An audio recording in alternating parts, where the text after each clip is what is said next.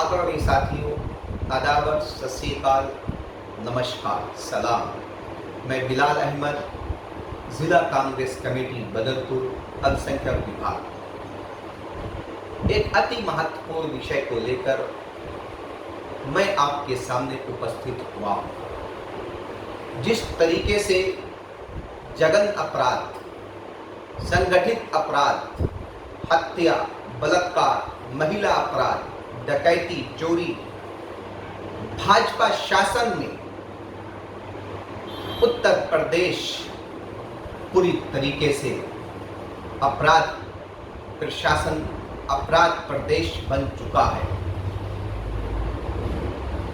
लेकिन ऐसा लगता है कानून व्यवस्था उत्तर प्रदेश में अपराधियों की दासी और अपराधी की बंधक बन चुकी है। नेशनल क्राइम ब्यूरो के मुताबिक उत्तर प्रदेश में बच्चों के अत्याचार का मामला हो, नंबर 1 पर है।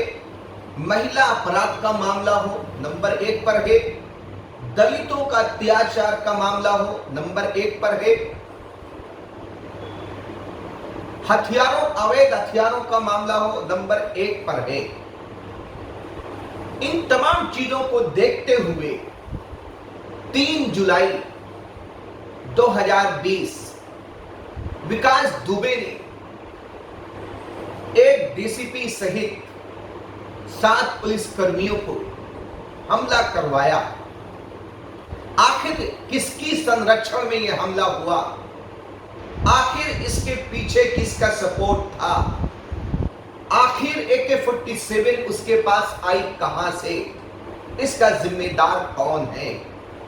मैं माननीय मुख्यमंत्री जी से पूछना चाहता हूं, मैं माननीय गृह मंत्री जी से पूछना चाहता हूं, मैं माननीय प्रधानमंत्री जी से पूछना चाहता हूं, हिंदुस्तान का एक मूल निवासी होने की हैसियत से आखिर इस तरह कब तक उत्तर प्रदेश में जघन्य अपराध होते रहेंगे? महिला अपराध होता रहेगा, अत्याचार होता रहेगा, दलितों को परेशान किया जाता रहेगा।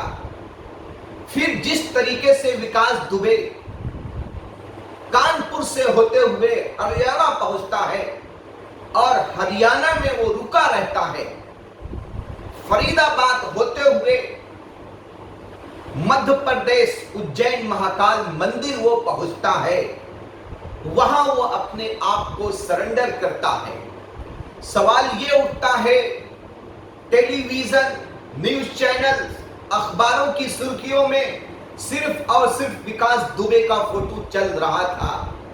आखिर किसकी संरक्षण से, यूपी की सरहद से, हरियाणा की सरहद से, मध्य प्रदेश की सरहद से वो कैसे क्रॉस किया, कैसे पार किया?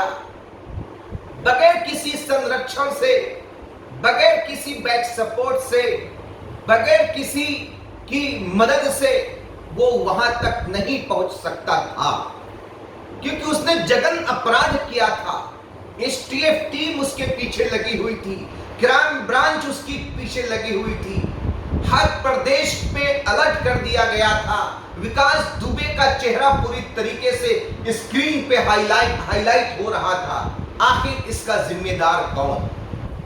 उसने जब महाकाल मंदिर में अपने आप को सरेंडर किया, जब STF की टीम उसको लाती है और कानपुर के करीब उसका एक्सीडेंट होता है या गाड़ी पलट जाती है, फिर उसके बाद वो वहां से भागने की कोशिश करता है विकास दुबे, तो STF की टीम उसका इनकाउंटर कर देती है।